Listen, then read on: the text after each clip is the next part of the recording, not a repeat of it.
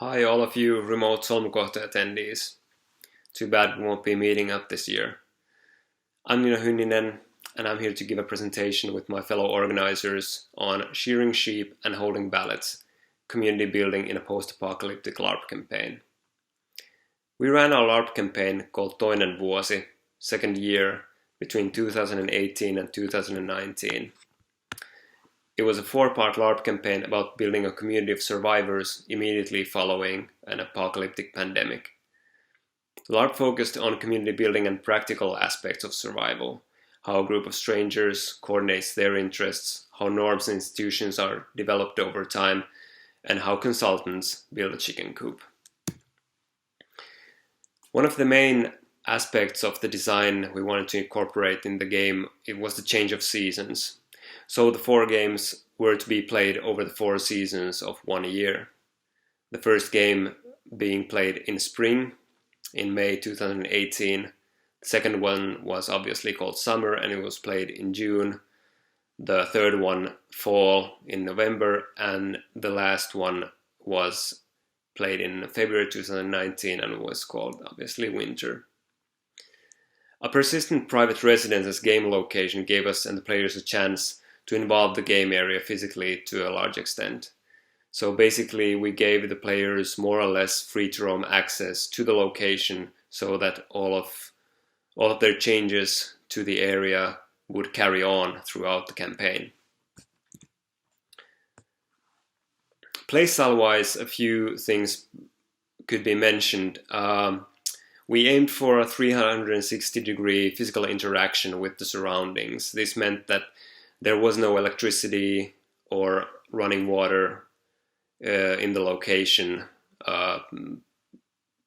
or these had at least been the players or the characters were stripped of these things during the game. So electricity needed to be provided by a generator and water needed to be pumped from the well. There was basically no meta scene simulation, only light meta-esque practicality rules concerning 2 meeting scenes during each of the games.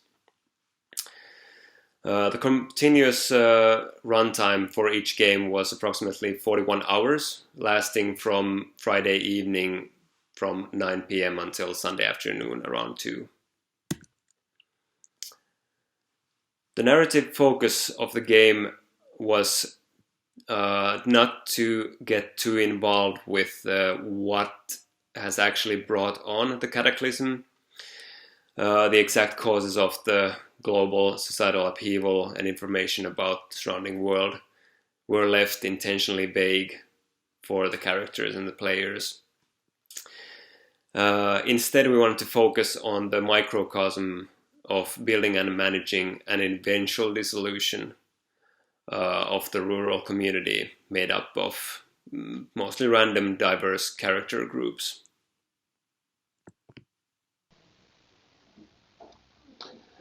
Hello, my name is Mikko Heimola and I'm going to talk something about building a community.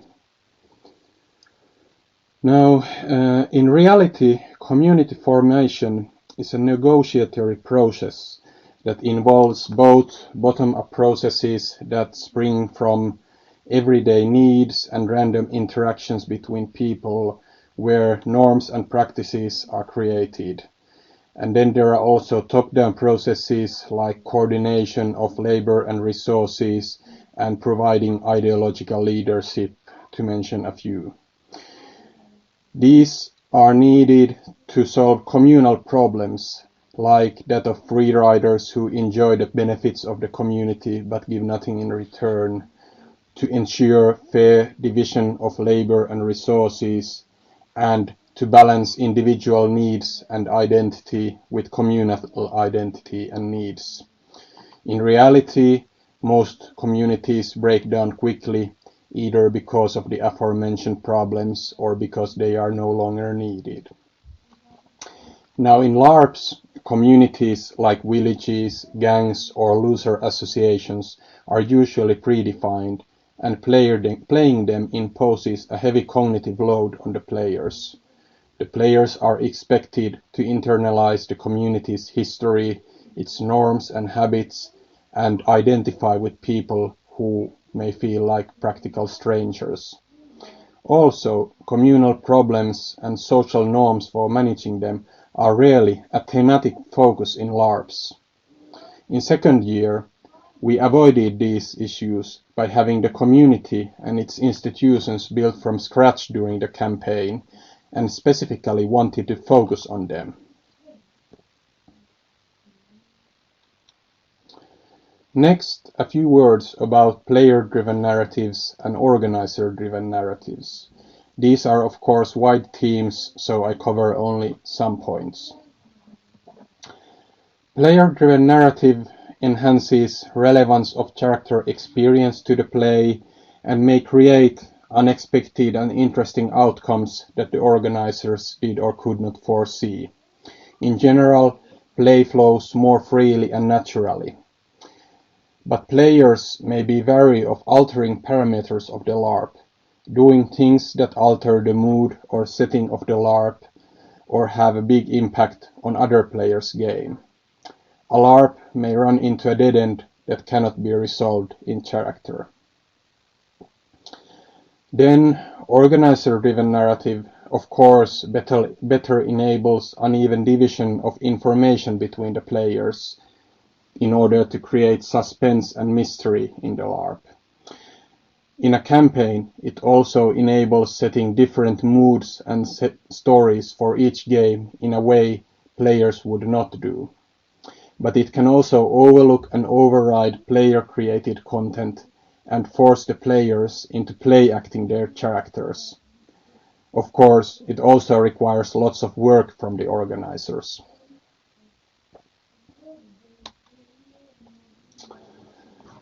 Now, in second year, we wanted to portray the dynamic lifespan of a community, its birth, possible demise, and all that happened in between. We wanted to follow things like the emergence of social structures and communal identity. It is not often that you get to play things like these in a LARP setting. In second year, each character was forced into an unfamiliar situation, different from his or her background, and which also kept constantly shifting. They had to renegotiate their personality and aims in this new context. Who am I? Who are we? What do I want? What do we want of this new life? And is what we want feasible?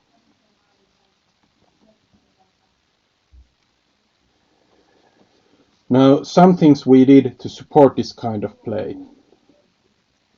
At the end of each game, a community meeting was held to air grievances and give a sense of closure to the game. As the players had spent the previous 40 hours mulling over these issues, having heart-to-hearts, getting into fights, and all the usual LARP stuff, the meetings were not short of things to discuss. Characters also grew frustrated with this and walked out of the meetings, not wanting to be involved with the minutiae of the decision-making. Next, after the game, we set up an online forum or two to map the character aims and activity between the games, their plans, their pet projects, their opinions on issues, who they like, etc. And based on all this, we created before each game a narrative that described the outcomes of various issues, policy changes in the community, and set the premise for the next game.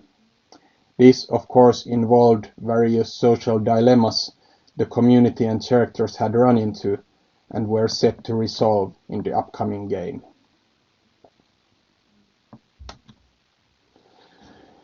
What we found out during this was that while players like discussing problems and mulling over alternatives, this can drag on endlessly without a resolution, and many tire of it. And players were also wary of forcing other players' game and expected organizers to make the big decisions and direct the campaign. In other words, to take responsibility over what was happening in the LARP. Now, While this was not a very surprising finding, it clearly exhibited that there are limits on how player-driven the LARP can be, at least in a LARP campaign like this. But in practice, we attempted to strike a balance between the organizer input and the player input. We, as the organizers, decided the main structures of the society and its development, but polled the players for the specifics.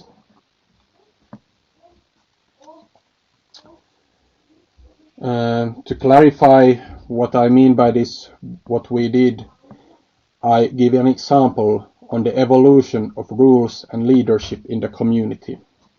To be clear, this is just a snippet. We collected data on many issues between the games. In a sense, we tried to compress a year of community formation into a few days, and managing this was no mean task. After the first game, we surveyed with an online form attitudes on sanctioning antisocial behavior with questions like, some people have kept foodstuffs they found during raiding for themselves, where you could answer, I condemn this behavior aloud, or I don't care, or I said everyone can do this, or I did this myself. The data we gathered from this led to the emergence of social norms in the game narrative we created.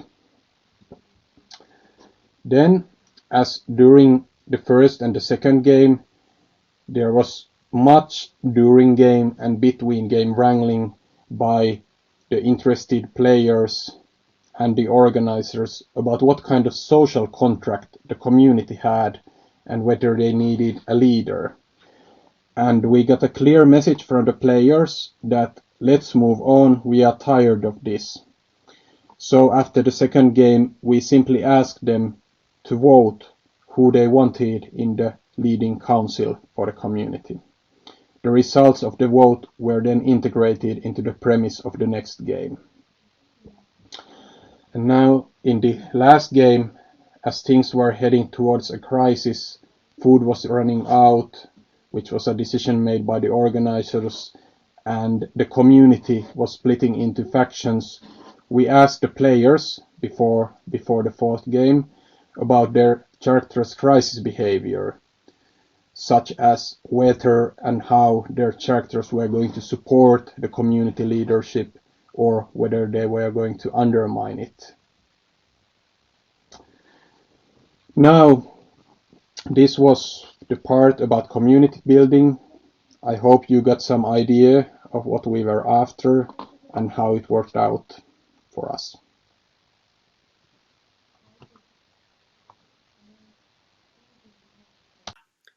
Hi, it's Nino again. Next I'll be talking to you about the aspects of the spirit and feel of the game, and how we come to terms with the faults in others as well as ourselves. The separate games had long run times of over 40 hours per weekend, and the campaign stretching over 4 weekends within a year. This gave us the luxury of keeping the pace slow and let even the smallest elements sink in. Emotional scenes had time to gather steam, and small things were imbued with a much stronger meaning than they would have in a fast-paced and shorter game. This could be such as watching the night sky and wondering about passing GPS satellites and if there's anyone down here still listening to the messages they're trying to send. Players got to explore their surroundings and use the space as they like, which birthed new symbolic and narrative power to play areas. Former chicken coop, for example, was transformed into an ad hoc memorial place in the later games. And the place where 2 players were shot became the so-called Death Grove and had a significant effect on the mood of the game for the rest of the campaign. And obviously, it needs to be mentioned how much significance playing in a sauna brings to a game such as this. All of these narrative sediments were elaborated on throughout the year and became a part of the in-game culture.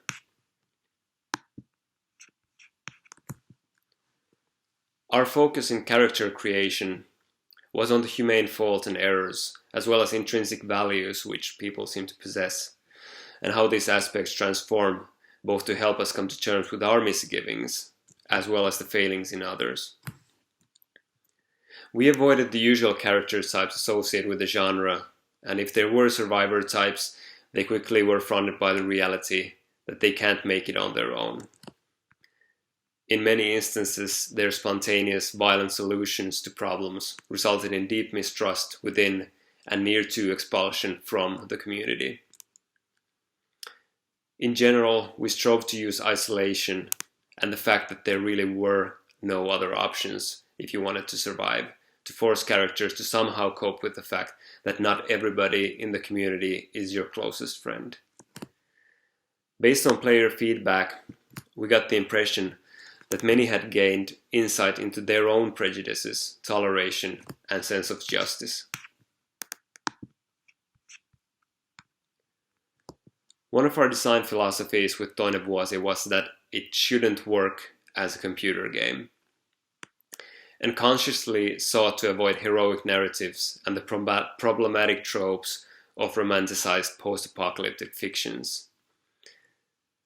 The main issues with the genre, which we tried to steer clear of, were the ubiquitous fascistic undertones, which might be somewhat of an understatement.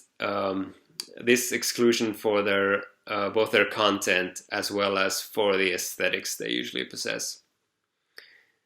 The other issue being the presumption of human nature, meaning the need to justify survival of the fittest / law of the jungle sentiment as the prevailing philosophy that surfaces as soon as toilet paper runs out in your local grocery store. Well, in addition, cool-looking battle-ready jury-rigged Toyota Corollas were just beyond our budget. Portraying a scenario in a removed setting such as distant historical period, far future, or fantasy also has a tendency of removing real-world issues into another sphere where we're more free to deal with them without considering their existence in our own reality. We wanted the game to make a statement about the state of things and echo contemporary trends with the game narrative, so placing the scenario just a few years into the future and having a cast of easily relatable characters made it more tangible for the players. A Moment of Stories, freely translated from Tarinatuokio, was the only recurring scene with applied meta techniques. In-game, this was a weekly session where everybody had the opportunity to express their feelings or share something with the rest of the group without any fear of being interrupted or anyone starting an argument with them. This also provided rhythm to otherwise quite freely meandering game runs.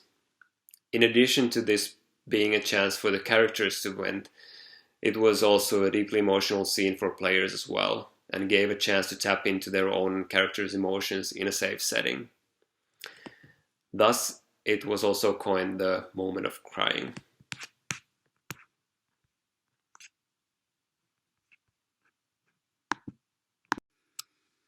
Hello everyone, my name is Jukka Seppänen. Welcome to this section of the presentation about the Larp second year. This one is about practical work as game content in a Larp. We wanted to avoid simulation as much as we could. This is along the Finnish tradition of historical naturalistic LARPs, where we want players to do things instead of acting out things. Our game location allowed for persistent and permanent changes to be made, and as the campaign went on for a year, this allowed for the slower environmental changes to show and allowed us as organizers to create leaps in between games for the projects of players. And let me tell you, eating those veggies which we planted in an earlier game sure was a great experience on a later game. We of course did not have a full 360 illusion as there were the occasional boats and such, and We did drive the players to the location from a parking lot a few kilometers away, leaving only a couple of organizer cars present for the duration of the LARP for safety and logistics reasons. But otherwise, the players did everything themselves, starting from the basic needs, which of course had to be covered.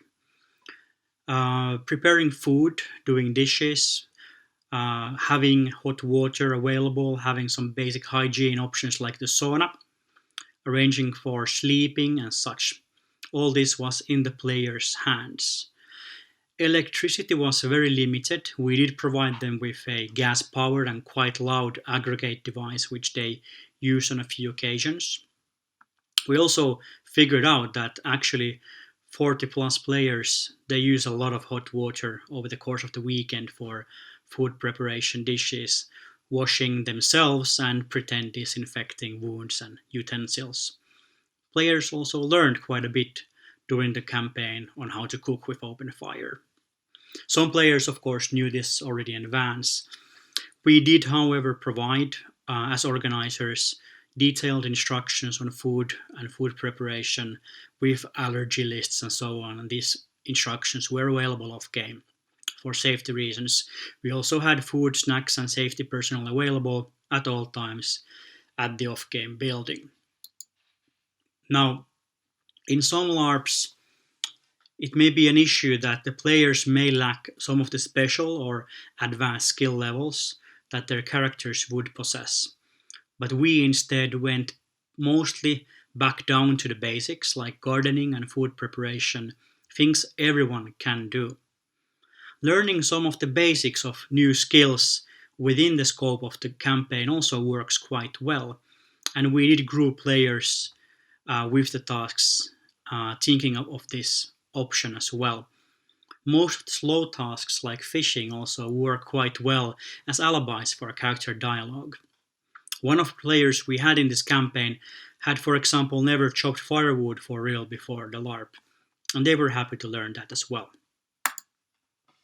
Planning the practical work may sound easy, but it turned out to us organizers it's actually one of the most important and difficult things to do. After this experience, it is our opinion that LARP work should simultaneously fulfill three criteria. It should be firstly achievable, it should be cooperative by nature, and it should be just enough for the players. We'll talk more in a bit what this means. Characters and players, of course, should also rotate in small groups with different tasks over the course of the game instead of being stuck with just one thing to do. And as organizers, you should only plan for tasks which add to the experience and support character interaction. Let's talk what achievable means for us. Players should be able to work on the tasks with minimal supervision and onboarding. Before the game even begins, the goals, the resources, and the boundaries need to be very clearly communicated in advance to the players by the organizers. As an example, build a chicken coop out of the materials you will find lying around with whatever tools you may find around here may not be a great communication towards the players, we discovered. Now, of course, everyone will have their own idea on how things could be built and what they should look like, and this is completely fine as long as it's an issue only within the fiction. If things don't feel like they will progress, this will lower the motivation of the players, so it doesn't make much sense to try and get them to do tasks which don't really support their LARP experience. Having an organizer character, if these are an option, available for support and help, maybe with an off-game build plan, access and skills with tools and so on will help as well. Being cooperative means that the tasks should be performed by a small group together rather than with lonely players or with large groups. This promotes character interaction, which is the key. All LARPs, by the way, in our opinion, they should always include shearing sheep and communal gardening because this is great for team spirit. Having enough work means that there's enough tasks to fill the time as planned for the LARP. Of course, assuming that the aim is to maintain a feeling of hard life, so to say. At any rate, you should keep everyone busy instead of having to wait for their turn at the bat, which is boring quite quickly. And I believe it turns out that working for real is much more fun than pretending to work, so having enough tasks and varied enough tasks for everyone is actually key. But there shouldn't be too much of this. All tasks should be scoped to be completed during the game. Organizers can prepare and maintain projects in between the games if it's a campaign. Getting these things done actually maintains and creates motivation for the players and creates a feeling of accomplishment, which when we succeed together as a group of people creates a communal feeling, which is what we were aiming at with this LARP. Player safety always, of course, comes first, so dehydration and injuries can happen, and dangerous tools should only be operated by those who are familiar with them. Tools such as chainsaws and so on, which we used in the LARP. We also had a plan to move a lot of dirt for the gardening project, but our tractor broke down, it didn't start properly, so it was mostly all done by players by hand, and at least I personally lost count after the first 100 full wheelbarrows of earth, so you might consider what is too much for the players. There were many tasks in our LARP. Here's a list of some of them. There were lots and lots of gardening related tasks available. Some basic smithing, creating charcoal from wood, building structures like a chicken coop or a watchtower, tree felling, chopping firewood obviously, fishing, catching crayfish quite unsuccessfully unfortunately, and of course lots of open fire, cooking and doing dishes.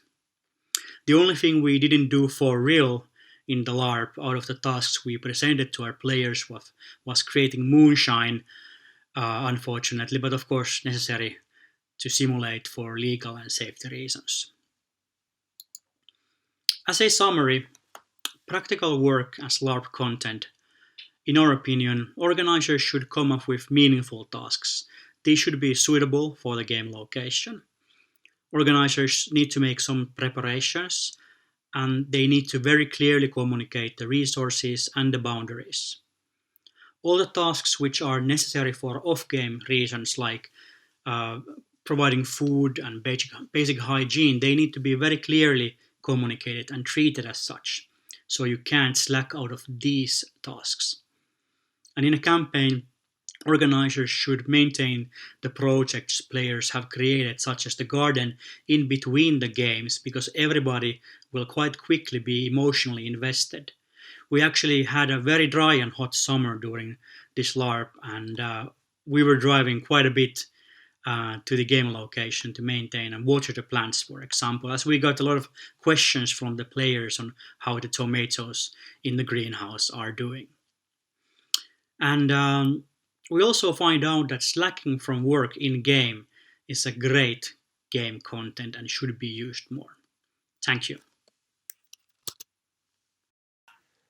And in conclusion, here's a series of curated player feedbacks accompanied by some amazing artwork by one of our players. Thank you.